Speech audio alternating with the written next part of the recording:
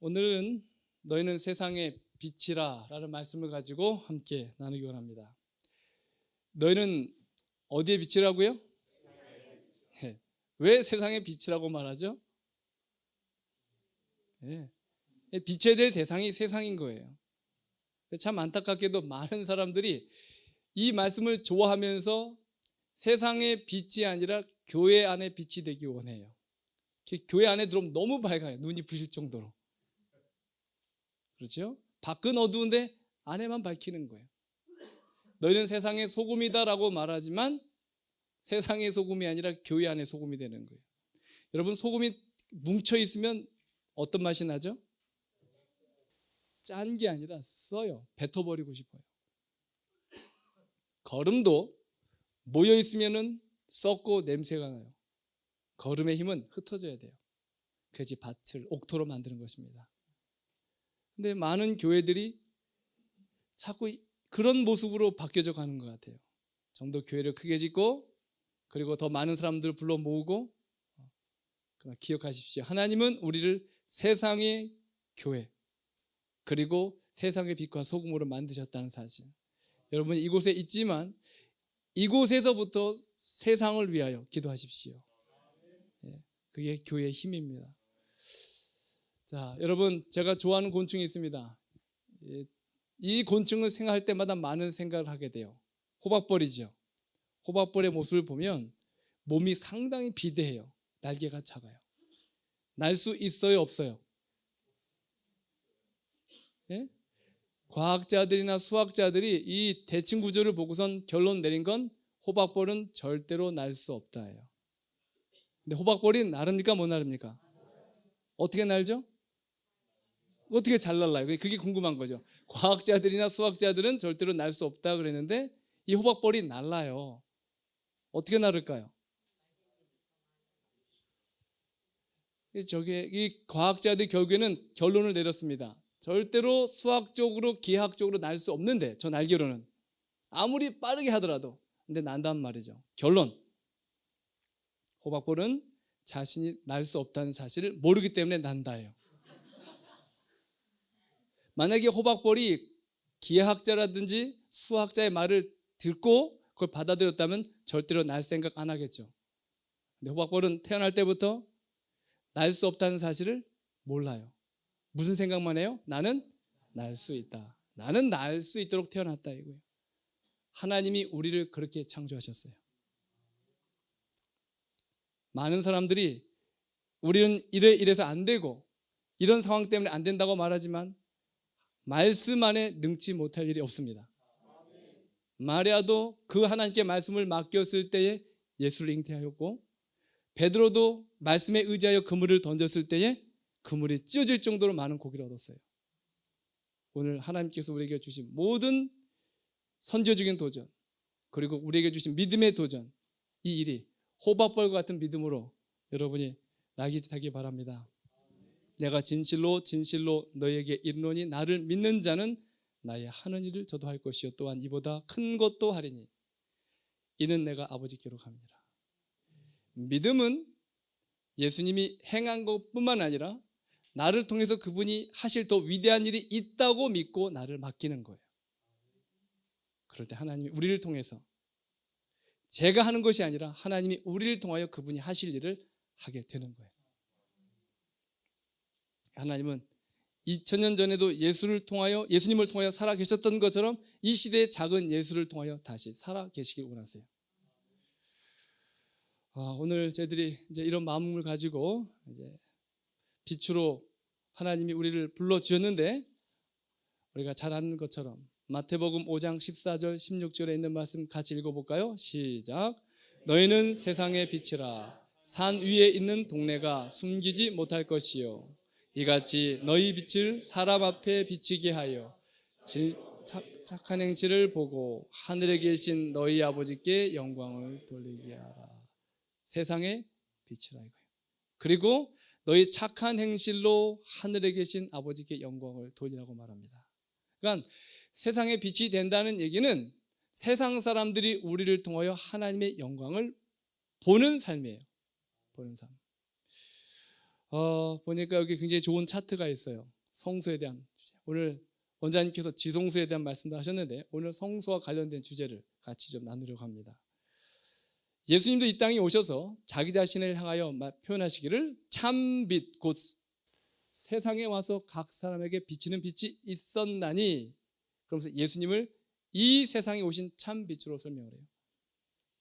예수님이 빛된 삶을 사신 것처럼 그를 따르는 제자들도 똑같이 이와 같은 삶을 살기로 요청하십니다. 그리고 그렇게 살도록 도와주실 거예요. 그리고 요한복음 9장 5절에도 말씀하십니다. 내가 세상에 있는 동안에는 내가 세상의 빛이라고 했어요. 그리고 그분이 떠나시면서 우리를 이 땅에 보내셨어요. 그분이 하셨던 역할, 세상의 빛의 역할을 우리에게 감당하게 하신 것입니다. 우리가 세상의 빛 하면 꼭 생각에 우리가 뭔가 결심해가지고 세상을 나가야 되고 선교사로 가야 되고 이렇게 생각하시는데, 물론 그런 부분도 있어요. 그러나 포괄적인 본질적인 의미를 좀 함께 살펴보려고 합니다. 자, 우리가 성소 구조를 이렇게 보면 이 성소의 모든 내용들은 다 예수님을 상징해요. 그렇습니까? 모든 것, 심지어 번제단, 그리고 촛대, 그리고 모든 이 안에 성소에 있는 천막부터 시작해서 모든 것은 예수 그리스도를 상징합니다. 예수님께서 말씀하셨죠. 예수께서 대답하여 가라사대 너희가 이 성전을 헐라 내가 사흘 동안에 일으키리라. 그러니까 바리새인들이 웃었어요. 우리가 그 오랫동안 지은 성전을 네가 어떻게 짧은 시간에 회복할 수 있느냐. 예수님께서 대답하시기를 그러나 성전은 바로 예수님 자신의 육체를 가리켜 말씀하신 거였어요.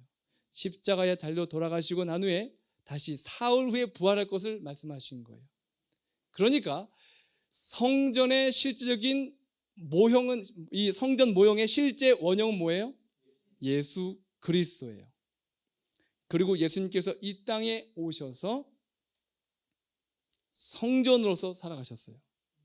그럼 하나 생각해 보겠습니다. 성전의 기능이 뭐죠? 왜 하나님께서 이 성소를 짓게 했나요? 내가 거할 성소예요. 그렇지요. 그리고 내가 너와 거기서 만나고. 그러니까 하나님이 우리와 거하기를 원하시는데, 마치 죄인이 된 아들을, 감옥에 들어간 아들을 만나기 위해서는 어머니가 아무 때나 가서 만날 수 없죠. 어디서 만날 수 있어요? 감옥과 세상의 경계선인 면회 장소에서 예약을 해야지만 만날 수 있어요. 조건이 있단 말이에요. 조건이. 이 성소는 하나님과 죄인된 우리가 만나는 면회 장소예요. 그렇기 때문에 이 시간, 이 장소에서만 만날 수가 있어요. 조건이 있어야 돼요. 그래서 하나님께서 우리를 만나기 위해서 성소를 만드시고 그 성소에서 거하시고 우리와 만나시기 원하시는데, 보니까 이 지성소의 안에 누구만 들어올 수 있어요? 대제사장. 그래서 예수님이 친히 대제사장이 되시고 성소가 되셔서 이 땅에 오신 거예요. 그리고 우리 각자를 만나러 다니시는 거예요. 우리가 잘 아는 대로 요한복음 4장 23절에 말하잖아요. 신령과 진정으로 예배할 때가 오나니 바로 이때라. 예수님께서 6시간을 걸어가셔서 수가라는 곳에서 여인을 만나죠. 그리고 예수님을 만난 이 여인이 말하기를 내가 예배를 드리러 가겠습니다. 그림신산에 가서 예배 드릴까요? 예루살렘 가서 예배 드릴까요? 이것도 아니고 저것도 아니고 바로 성전된 내가 너를 찾아와서 너를 만났기 때문에 이 만남 자체가 예배라는 거예요. 그래서 우리의 삶이 예배가 되어야 되고 예배가 삶이 되어야 돼요. 이게 매일같이 경험되지 않는 분들은 안식일에 성령 하나님의 예배의 폭발적인 경험을 할 수가 없어요. 매일같이 하나님과 동행하는 그 예배 삶이 이루어진 분들이 모여서 드린 이 안식일 예배는 창조주를 향하여 우리의 찬양과 기도와 은혜가 넘쳐나는 영적 용암이 되는 거예요. 임마누엘 동산의 안식일 예배가 은혜로운 이유가 그런 거예요. 말씀이 너무 좋고 그다음에 음식이 건강, 이게 아니에요. 우리가 그렇게 하나님과 동행하여 살기 원하는 마음 가지고 살아왔기 때문에 우리가 모인 이 장소에 매 순간마다 동행하신 하나님의 은혜가 넘쳐나는 거예요. 이런 장소에서 치유가 이루어져요. 회복이 이루어져요.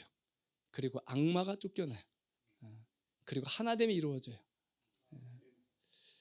예수님께서 이렇게 성전으로 오셔서 사셨단 말이에요. 그리고 많은 사람을 만났어요. 그리고 하나님과 관계를 연결시켜줬어요. 화목제물이 되셔서. 그런데 그 역할을 하나님께서, 예수님께서 하신 것처럼 우리에게도 하기 원하십니다. 성전이 예수님의 몸인 것처럼 예수님께서 이렇게 말씀하시죠. 내 안에 회복되어야 될 성전으로서. 고린도전서 3장 16절 잘 아시죠? 함께 읽겠습니다. 시작. 너희가 하나님의 성전인 것과 하나님의 성령이 너희 안에 거하시는 것을 알지 못하느냐. 예수님의 몸이 성전이었던 것처럼 우리의 몸도 성전이어야 돼요.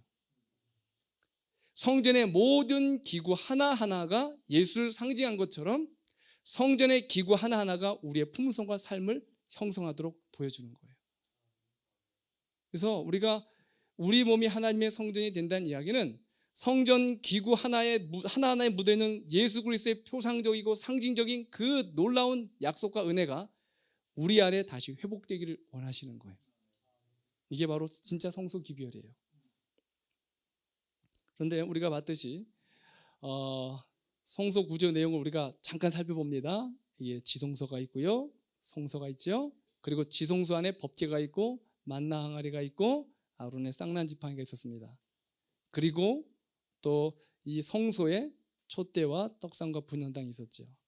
이 구조를 한꺼번에 보면 그렇죠. 참 너무나 멋진 구조예요.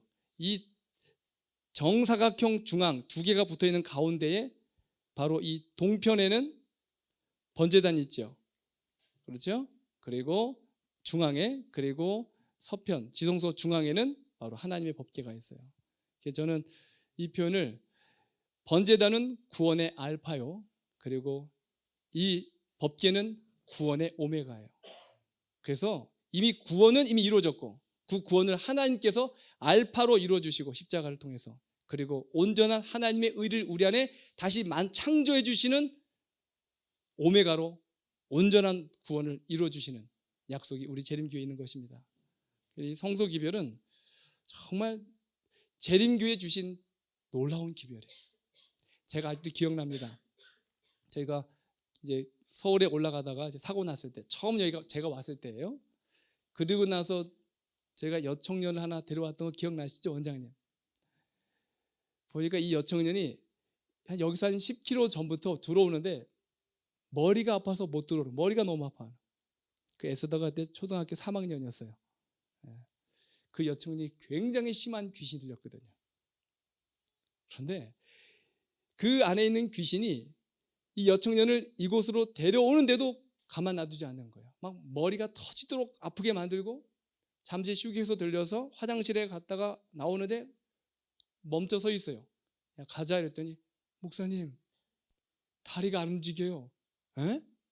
무슨 소리야? 그냥 걸어. 한 발 뛰고 한 발 뛰고. 다리가 땅에 붙었어요. 다리가 땅에 붙은 거예요. 못 움직여요. 여기로 오는데 그렇게 저희들 애를 먹고 데려왔어요. 그리고 데려와서 우리 권장로님 댁에 머물면서 수면제, 정신과에서 준 수면제 약 우리가 다 달라 그러고, 그리고 저희가 같이 그 집에서 자면서 이 청년이 여기서 공부를 하나 하면서 나중에 제가 이 성소를 가르치는데 성소 기별을 배우는데 이 여청년 안에 있는 귀신이 자지러지더라고요. 마귀조차도 이 성소 기별을 가장 두려워해요. 예수님을 가르치고 우리 안식일 기별과 이런 기별을 가르치고 나중에 이제 한 7, 8일째 되는 날인 것 같아요. 종이를 펴놓고 종이에다가 제가 이제 사각형을, 성소를 그리기 위해서 다 그렸는데 이 사각형이 딱 닿자마자 이 여청이 뒤로 벌렁 넘어지면서 비명을 질러요. 너무 놀랐어요. 그래서 이 친구가 성경 공부를 맨 처음 시작할 때 성경책을 피면 머리가 아프고 성경책을 덮으면 머리가 괜찮은 거예요. 정말 이 귀신이 얼마나 괴롭히는지 그 생각이 나서 이 종이에다가 X표를 칠하고 나니까 이 여청년이 멀쩡해지더니 목사님 이게 뭐예요? 이 여청년은 제가 뭘 가르치려고 하는지를 모르지만 그 사단은 이 기별 안에 사단의 종말이 어떻게 이루어질지를 아는 거예요. 못 배우게 하는 거예요. 여러분 성소 기별 정말 깊이 있게 연구하셔야 돼요. 그리고 그것을 기별로 깨닫는 것이 아니라 그 성소 기별의 목적은 그 성소가 내 안에 온전히 회복되기 원하신다는 사실을 가지고 묵상하시고 적용하시면 이 성소 기별은 여러분의 삶을 통하여 세상을 향하여 펼쳐나가는 새천사의 기별이 될 거예요. 그런데 이 구조의 내용을 좀 보면 여러분 이제 떡상과 언약궤와 그리고 이 구조들이 있는데 우리가 알다시피 뜰은 예수 그리스도로 입혀진 칭의, 그리고 또 성소는 성화를 상징하고, 그리고 하나님의 인을 받는 영화를 상징하는 지성소의 기별이 있습니다. 그리고 성소를 통해서 죄의 본질로부터 우리를 자유케 해요. 그리고 바로 이 성소 봉사를 통하여 죄의 권세로부터 우리를 자유케 하시고, 그리고 지성소의 기별을 통하여 죄의 존재로부터 완전한 자유를 선포하는 것이 이 기별 안에 포함되어 있습니다. 그래서 지성소 봉사와 하늘 성소 봉사, 그리고 하늘 지성소 봉사로 이어지면서 첫째 천사 뜰의 기별이 첫째 천사의 기별이고, 둘째 천사의 기별이 바로 성소의 기별이라면, 셋째 천사의 기별은 어쩌면 이것은 마지막 시대에 정말 하나님께서 우리에게 허락하시고자 하는 아주 중요한 인치는 사업과 연관되어 있는 기별입니다. 셋째 천사의 기별입니다. 자, 이런 이제 구절을 여러분들이 지금까지 계속 공부해 오셨어요. 여기 보니까 도표가 너무 잘 되어 있습니다. 오늘 원장님이 지성소에 대한 기별을 전해 주셨어요. 자, 그런데 이 구절을 다 다룰 수는 없고 저희들이 바로 너희는 세상의 빛이라고 말한 것처럼 빛에 대한 부분만 저희들이 언급 좀 나눠보고자 합니다. 성소의 빛을 상징하는 기구가 있죠. 그게 뭡니까? 바로 촛대예요. 촛대. 이 촛대가 성소 안에 있습니다. 그런데 이 촛대를 곰곰이 연구하고 또 묵상하고 저희들이 확인해 보면 이 촛대의 모습이 결국 하나님이 우리를 어떻게 준비시키고 세상을 향하여 빛이 되도록 만들기 원하시는 계획이 이 안에 포함되어 있어요. 너희는 세상의 빛이라고 말씀하신 것처럼 출애굽기 25장 36절부터 이하에 보시면 어떻게 촛대를 만들라라는 설명이 되어 있어요. 여기 보니까 등잔 몇을 만들고요? 7이에요. 그리고 그 위에 두어 앞을 비치게 하는 거예요. 그 앞을 비치게. 그런데 이 구절을 만들어 가는데 이 편으로 3가지, 그리고 다른 편으로 3가지를 만들어요. 그리고 가운데 있고, 그러니까 7가지가 되는 거예요. 그리고 이렇게 촛대를 만들어서 성소 안을 비치는데 조건은 순금으로 만들어져요.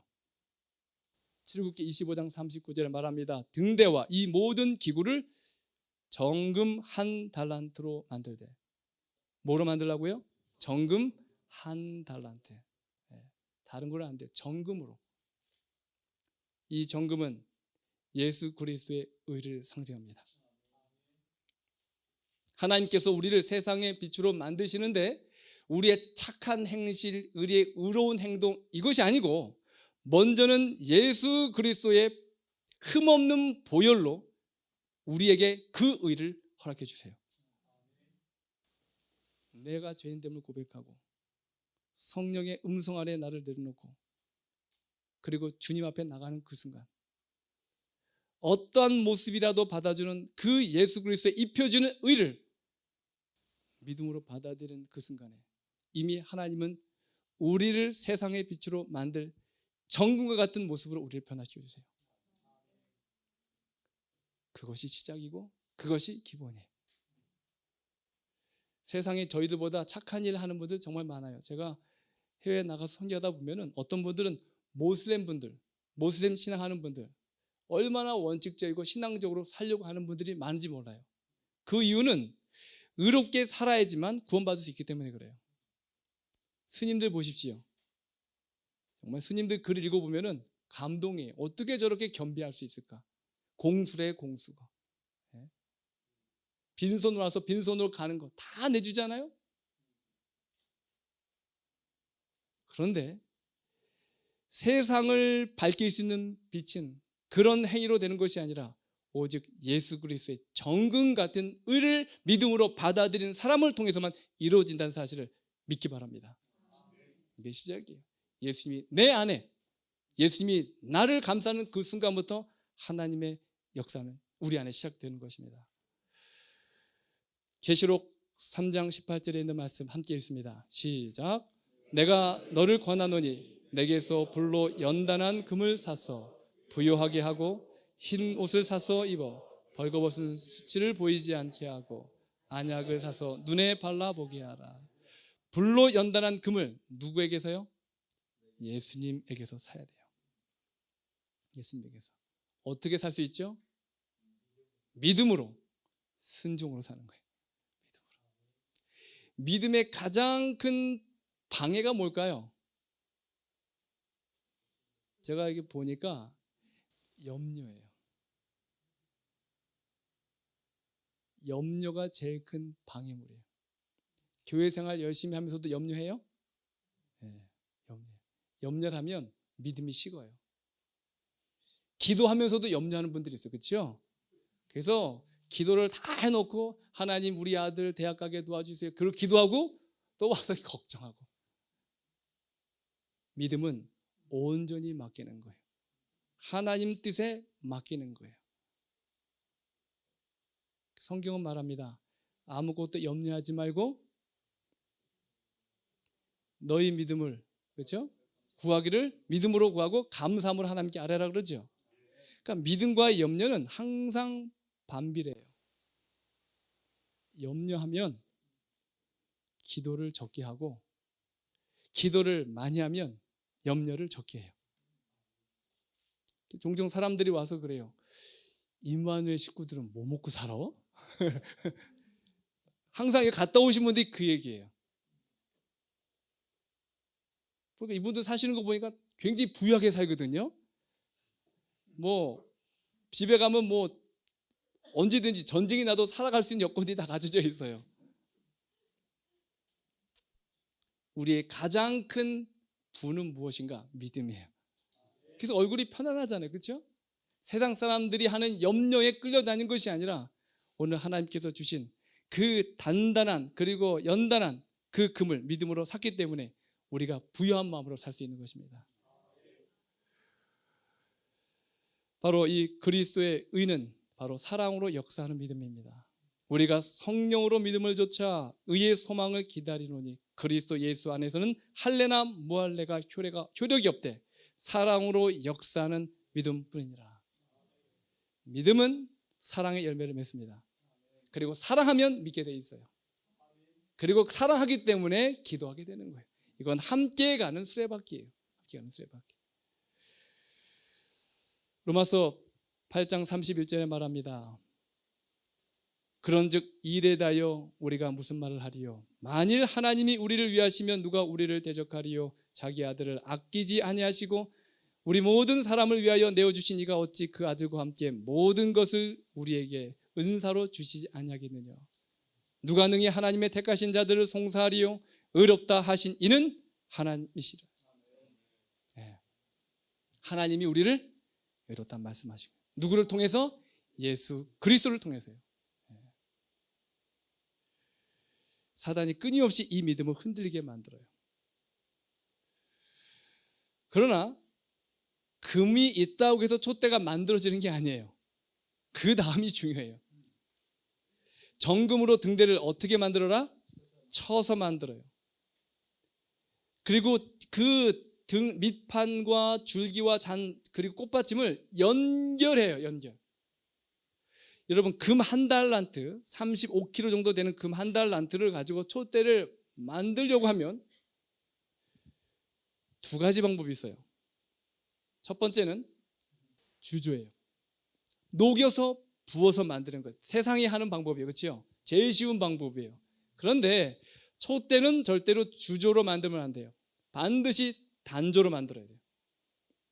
이걸 만약에 두드려서 촛대를 만든다. 그러면 여러분이 대장장이라면 제일 먼저 어떻게 하시겠습니까?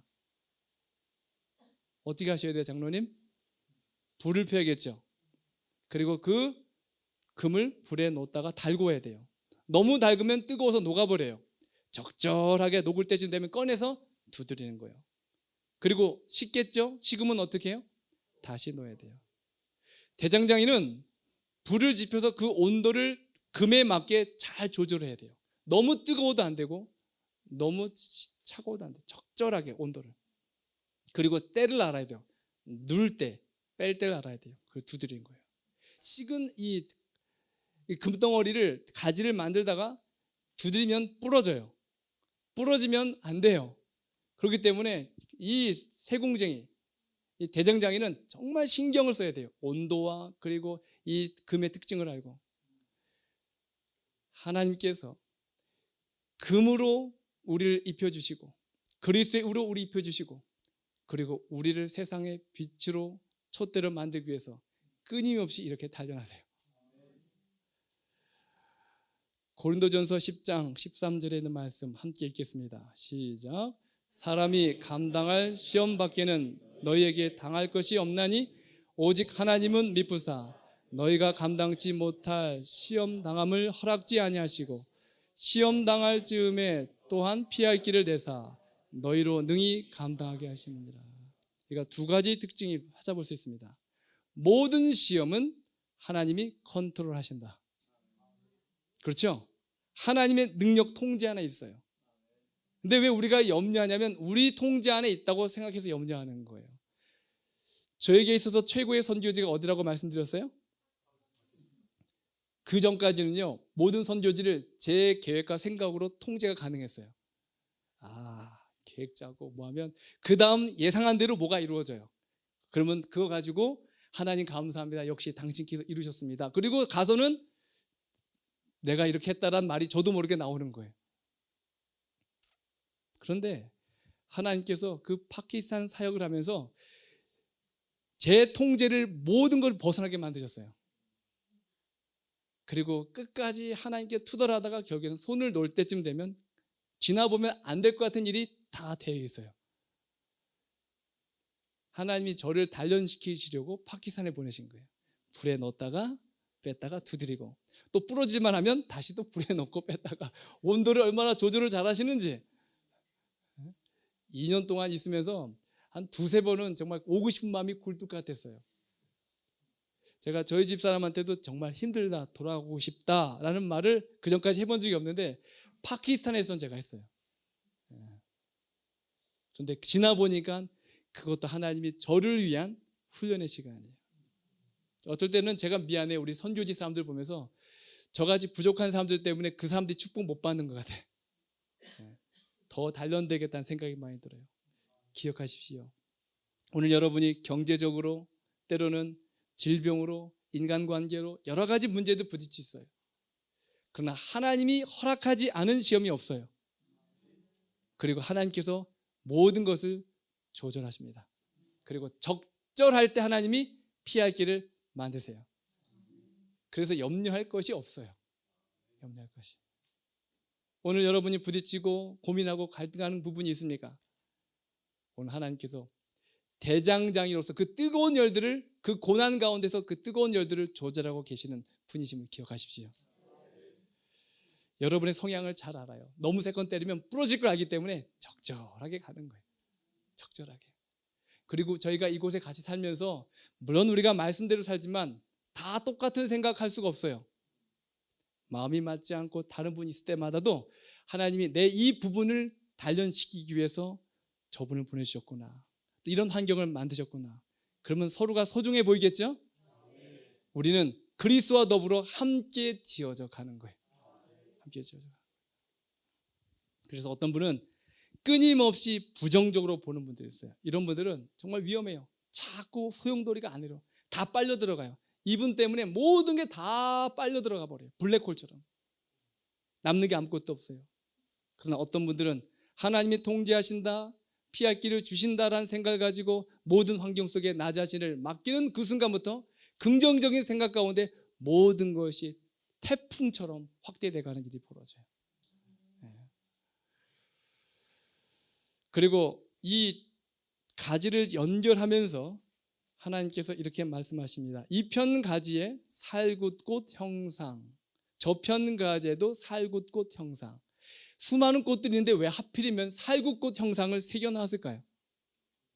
살굿꽃 하면 떠오르는 성경 어디 이야기가 있습니까? 아론의 쌍난 지팡이. 거기서 싹이 나고 꽃이 피었는데 그 꽃이 뭐예요? 살굿꽃이에요. 죽은 나무에서 꽃이 폈다는 얘기는 생명이 있다라는 거예요. 부활을 상징합니다. 우리가 극한의 어려움에 처할 때, 그리고 모든 걸 포기하고 좌절하고 그 순간에 하나님이 그 고난의 불 속에서 우리를 용기를 주기 위해서 우리의 마음을 확신을 가운데 서게 하시는 그 기별이 바로 무엇이냐면 바로 살아계신 예수 그리스도, 부활하신 예수 그리스도예요. 그리스도 신앙의 핵심은 부활이에요. 부활을 경험하고 믿고 받아들이는 사람들은요, 그 고난이 끝이 아니라는 사실을 알아요. 죽음도 그게 끝이 아니에요. 그렇기 때문에 죽음 앞에서도 하나님을 찬양할 수 있는 거예요. 그게 우리의 신앙이 아닐까요? 그 고난 속에서 예수를 통해서, 그 믿음을 통해서 매 순간마다 마디마디 고난의 역경 속에 부활의 신앙을 새겨주시는 하나님을 만나시기 바랍니다. 고린도전서 15장 17절에 말합니다. 또한 그리스도 안에서 잠자는 자도 다 망하였고 하지만 우리 안에 그 부활의 믿음이 없으면 다 헛된 거예요. 주님은 말씀하십니다. 나는 부활이요 생명이라고 요한복음 15장 25절에 말씀하셨어요. 바로 부활에 대한 기별을 외치면서 사도 바울이 한 믿음의 놀라운 신앙 간증이 바로 고린도전서 15장 31절에 있는 말씀이에요. 함께 읽어볼까요? 시작. 형제들아, 내가 그리스도 예수 우리 주 안에서 가진 바 너희에게 대한 나의 자랑을 두고 단언하니 나는 날마다 죽노라. 나는 날마다 죽노라. 왜 이런 날마다 죽는 경험을 자랑할 수 있을까요? 부활의 소망이기 때문에 그래요. 어제도 잘 주무셨죠? 근데 우리 시은아, 갑자기 의사 선생님이 와서 얘기하는 거야. 시은아, 너 오늘이 마지막 밤이야. 너 오늘 자면 끝이야. 잘래 안 잘래? 죽어도 못 자지, 그치? 오늘 자면 끝인데. 근데 어제 잠 잘 잤어? 왜 잠을 잘 자요? 내일 아침 일어날 거를 믿기 때문에 자는 거야. 그 확신이 없으면 절대로 못 자겠지. 똑같아요. 우리가 매 순간마다 그 고난 속에서도 우리가 편안하게 맡길 수 있는 이유는 바로 우리가 눈뜰 수 있는 부활의 소망이 있기 때문에 모든 고난의 역경 속에 우리 자신을 맡길 수 있는 거예요. 이 부활의 소망을 주신 하나님께 감사하지 않습니까? 그래서 그리스도인들이 정말 무서운 사람들이에요. 죽음도 두려워하지 않은 사람들. 나의 가는 길을 오직 그가 아시나니 그가 나를 단련하신 후에는 내가 정금같이 나오리라. 그리고 세 번째로 이 촛대가 만들어지고 난 후에 그리고 그 주발에 기름이 부어져서 기름이 타요. 종종 우리가 헌신하면 촛불 들고 하죠. 촛을 들고 여러분이 촛처럼 세상을 밝힙시다. 이건 성서적인 방법이 아니에요. 촛대가 타는 것이 아니라 기름이 타는 거예요. 기름이 다 타도 촛대는 그대로 남아있어요. 어떤 분들은 교회 사역을 열심히 합니다. 그리고 1년 하고 난 후에 나 청년회장 못하겠어. 이젠 내가 했으니까 이제 네가 해. 이건 성령의 사역이 아니에요. 성령의 사역은 잠을 안 자도 피곤하지 않아요. 밥을 먹지 않아도 배가 안 고파요. 지치지 않아요. 그리고 하면 할수록 더 생명력이 넘치고 에너지가 넘치게 돼 있어요. 왜냐하면 성령이 일하시기 때문에 그래요. 성령이 일하시기 때문에. 주님께서 말씀하십니다. 성령으로 봉사하라. 성령으로 봉사하라. 스가랴서 4장 2절부터 3절에 보면 스가랴가 비전을 보죠. 네가 무엇을 보았느냐? 그때에 그 촛대 좌우편에 있는 감람나무에서 주발이 연결돼서 기름이 부어지는 걸 봤어요. 감람류가 부어지는 걸 봤어요. 그리고 난 후에 말씀하십니다. 이는 힘으로도 되지 아니하며 능으로도 되지 아니하며 오직 나의 신으로 되느니라. 임마누엘 동산이 어떻게 세워졌을까요? 이 약속대로 세워진 거예요. 말씀의 영이, 성령이 이곳을 세우신 거예요. 여러분이 이곳에 왜 모이셨어요? 성령이 이끄신 거예요. 오늘 우리 청년들이 함께 찬양하는 이 찬양도 성령으로. 결국 우리가 이렇게 준비되어지기 시작하면 그 위에 성령의 약속이 부어지게 돼 있어요. 그리고 그 성령이 준비된 그 촛대를 통하여 세상을 밝히게 되는 거예요. 하나님은 우리가 하나님을 위하여 봉사하며 우리 몸이 소진되고 우리 영혼이 소진되는 걸 원치 않아요. 하나님은 우리를 견고하고 흠없는 촛대로 만들어주시고 그 위에 성령을 통하여 세상을 우리를 통하여 비춰내기를 원하시는 겁니다. 제가 인도네시아 처음 출발을 할 때 비행기를 타고 가는데 비행기 안에서 하나님과 이렇게 마음의 대화가 있었어요. 저한테 질문합니다. 너 어디 가니? 제가 가는 곳은 저 파푸아 오지였어요. 오지 선교하러 갑니다. 근데 그 대답을 속으로 했는데도 불구하고 마음이 흡족하지 않은 거예요. 이상하다. 나는 분명히 와메나라는 오지에 선교하러 가는데 근데 그 질문이 계속 반복되는 거예요. 너 어디 가니? 너 어디 가니? 어디 가니? 파푸아에 있는 와메나요. 와메나요. 근데 나중엔 저도 모르게 제 안에서 나온 대답이 저는 인도네시아로 갑니다. 그제서 제 마음이 편해진 거예요. 그 대답을 하고 난 후에 저 스스로 저를 보면서도 좀 어이가 없는 대답을 한 거예요. 인도네시아가 섬이 14,000개예요. 언어가 450개인데 인도네시아를 섬기러 가? 제가 파키스탄에 이제 인도네시아에 도착하고 난 후에 이제 비자 작업을 하기 위해서 큰 이제 바닷가 앞에 이제 가서 밤에 기도하고 있는데 기도하다가 찬미를 막 부르다가 저도 모르게 1시간을 넘게 찬양하고 기도하면서 갑자기 그 수평선 너머에 있는 보이지 않는 14,000개의 섬들이 제 마음으로 막 들어오기 시작하는 거예요. 근데 눈물이 얼마나 나는지 그 사람들이 어떤 언어를 쓰는지 어떤 문화적인 특성을 가졌는지도 모르고 그냥 울면서 기도하는 거예요. 그 영혼들을 달라고. 그리고 난 다음날 인도네시아 연합회 건물에 들어가서 엘리베이터를 탔는데 갑자기 한 사람이 엘리베이터 안으로 들어와요. 문을 열고 딱 저를 보고 놀래요. 당신이 어떻게 여기 있어요? 나 봤냐고. 저를 봤대. 어디서 봤냐고. 어젯밤 꿈에서 저를 봤다라는 거예요. 꿈에서 저를 봤는데 얼굴에서 빛이 나더래요. 근데 당신이 어떻게 여기 있느냐 이거예요. 내가 혹시 도와줄 일이 있냐? 묻는 거예요. 그래서 내가 비자 문제인데 비자 문제를 내가 하는 방법을 전혀 모르겠다고. 그러냐고. 걱정하지 말라고. 내가 당신의 비자 문제를 다 해결해 놓겠다고. 제가 오지에 들어가면 전화 연락이 안 되는 그런 오지에 들어가 있어요. 비자 문제 생겨도 연락할 방법이 없기 때문에 제가 불법 체류가 될 가능성이 많아요. 그리고 비자 연장하러 나오는 것 자체도 너무 비싸기 때문에 쉽지 않은 일이었는데 선교지를 마치는 그날까지 이 청년이 제 비자 모든 비용과 절차를 다 마무리해 줬어요. 하나님이 역사하시더라고요. 하나님이 일하시더라고요. 그리고 나서 비자를 마무리하고 제가 이제 파푸아에 들어가서 파푸아의 선교 운동을 하기 위해서 이제 현지에 있는 선교부장님과 대화를 나눠서 도움을 요청해야 되는데 문제는 한국인이 선교하러 왔으면 돈도 가져와야 되잖아요. 근데 월급도 제대로 보장되지 않은 상태로 와 있어서 아무것도 없는 상태로 누군가 도움을 받아야 되는 형편이었어요. 그래서 이제 합회의 선교부장님을 찾아가서 이제 도와달라고 요청을 해야 되는데 선교사를 모집하는 일도 큰 일이고 선교사를 모집하면 저희 훈련 장소로 보내려면 비행기를 태워 보내야 돼요. 오지니까 비행기로 들어와야 돼요. 비행기 값. 그 다음에 선교사 훈련시키고 파송할 때도 비행기로 다 보내야 돼요. 그 비행기 값. 그리고 선교사 월급. 그리고 선교사 훈련 운영비. 돈이 상상할 수 없을 정도로 들어가요.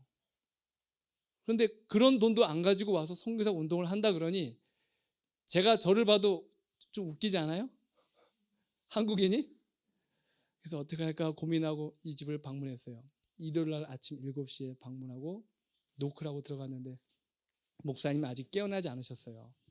사모님이 와서 앉으라 그래서 소파에 앉아있는데 목사님이 나오셔서 앉자마자 저한테 하는 얘기가 저를 물어보지도 않고 어디서 왔냐 물어보지도 않고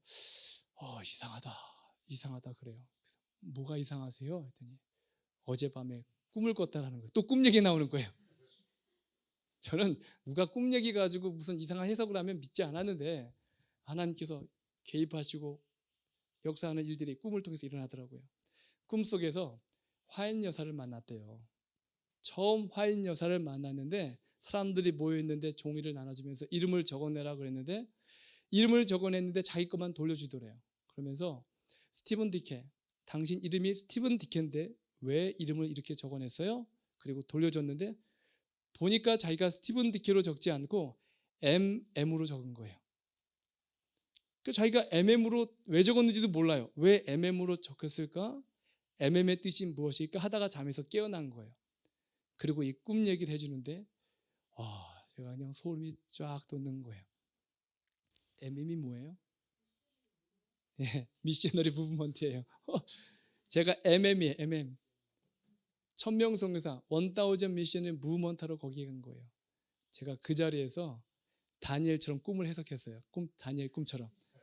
M은 미셔너리 무브먼트의 약자입니다. 그랬더니 이분이 깜짝 놀래요. 당신 여기 왜 왔냐고. 나 MM 하러 왔다고. 내가 뭘 도와주면 되냐고. MM을 도우면 된다고. 다 MM. 알았다고. 뭐가 필요하냐. 선교사들 모집하는 거. 자기가 다 다니면서 모으겠대요. 그리고 선교사 비행기시로 보내는 거. 훈련 장소로. 그거 자기가 다 하겠다. 그리고 선교사가 파송될 때 비행기로 타고 갈 텐데 비행기 티켓 끊을 비용이 없다. 자기가 다 알아서 하겠다고. 하나 더 뭐냐고. 줄 월급이 없다고. 걱정하지 말라고. 월급도 다 해결하겠다고. 그래서 인도네시아 천명선교사 훈련은 시작이 됐어요. 그리고 지금은 동인도네시아, 서인도네시아 훈련센터가 세워져서 지금 PMM 선교사들이 가서 거기서 원장으로서 인도네시아 전역에 복음을 전하고 있어요. 하나님이 하시는 일이에요. 그리고 성령께서 하시는 일이에요. 오늘 우리가 지금 이 순간부터 어떻게 우리가 촛대로 준비해 갈 수 있는지를 위해 우리의 삶을 예수 그리스도께 맡기는 그 순간부터 하나님께서 우리를 다듬으시고 그리고 성령을 통하여 당신의 일을 이루어내실 것입니다. 임마누엘 식구와 그리고 이 교회가 한국 교회와 세계를 위해서 세상의 빛으로 쓰임받게 되기를 바라면서 말씀을 마치겠습니다. 살아계신 아버지 하나님, 오늘도 주님께서 우리 안에 살아계시기를 원하십니다. 아버지, 그 일을 위하여 사도 바울처럼 그리스도 안에서 날마다 죽는 경험이 있게 하여 주셔서 부활의 주께서 우리 안에 살아계시고 그 일을 통하여 살아계신 하나님의 영광을 위하여 살게 도와주시옵소서. 주님, 성소의 촛대를 향하여 촛대를 놓고 성소 안의 모든 어둠을 물러가게 하신 것처럼 아버지, 우리의 품성을 주의 촛대로 만들어 주셔서 끊임없는 주님께서 허락하신 시험 안에서 우리의 자신을 맡기고 믿음으로 순종하며 끝내 주께서 원하시는 아름다운 촛대의 모습을 갖추게 하셔서 세상에 하나님의 빛을 영광을 드러내게 하여 주시옵소서. 오늘도 말씀을 통하여 우리가 어떠한 삶을 살아야 될지 들었사오니 성령께서 이 말씀을 우리 삶 속에 구체적으로 적용하고 실천하게 인도하여 주시옵소서. 예수님의 이름으로 간절히 기도드리옵나이다.